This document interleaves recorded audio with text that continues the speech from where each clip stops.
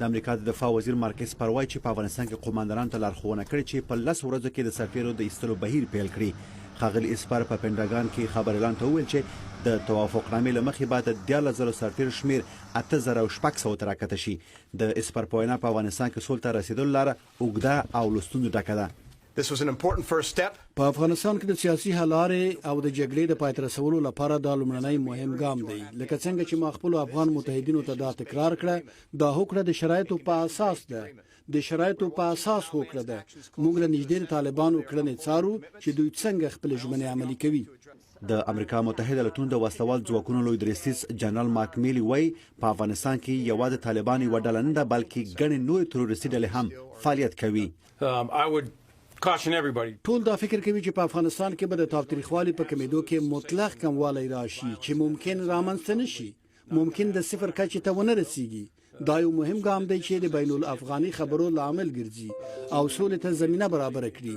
خو دا چې څوک فکر کوي چې د صفر کچې ته به ورسیږي ممکن داسې ونه شي. په قطر کې طالبان د سیاسي دفتر ویان سهیل شاهین وایي چې له کابل څخه ورغلي پلاوي سره کتلې نه دي، خو د محابسو له چارواکو سره د بندیانو د خلاصون په هکله ګوري. بلخوا د افغانستان د ملي امنیت شورا سلاکار ملي تلویزیون سره په مرکه کې ویل کوم هیئت چې قطر ته تللی طالبانو غوښتي وو چې په زندانیانو بحث وشي. مهمه دا ده چې دلته نور دوی د جنگ لپاره مشروعیت نه لري.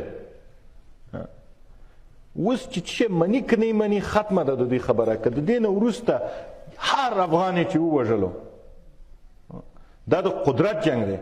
د امریکا د بهرنیو چارو وزارت وایي چې طالبانو سره د هوکړې لاسلیک سره سره دوی د افغان میرمنو د حقونو څخه ملاتړ کوي.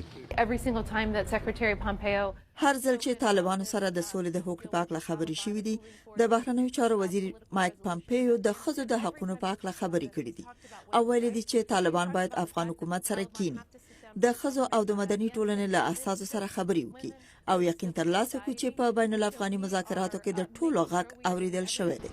یو شمېر افغان میرمنې په افغانستان کې د خپل راتلونکي په هکله اندېښمنې دي. د ښځو حضور ډیر مهم دی. کنه زه ډاډمنه یم چې هیڅ سړی موږ لپاره مبارزه نه کوي، ځکه هغوی نه پوهیږي چې موږ له څه سره مخ یو او کېدای شي یو شمېر نورو لپاره دا مهمه نه وي چې په میرمنو څه پیښیږي. دا په داسې وخت کې ده چې د اورکم اونۍ پای ته رسیدو څخه وروسته طالبانو په زابل، کندهار او هلمند ولایتونو کې پر افغان ځواکونو بریدونه کړي دي. په دې تړاو یوناما د اورکم غوښتنه کړې ده.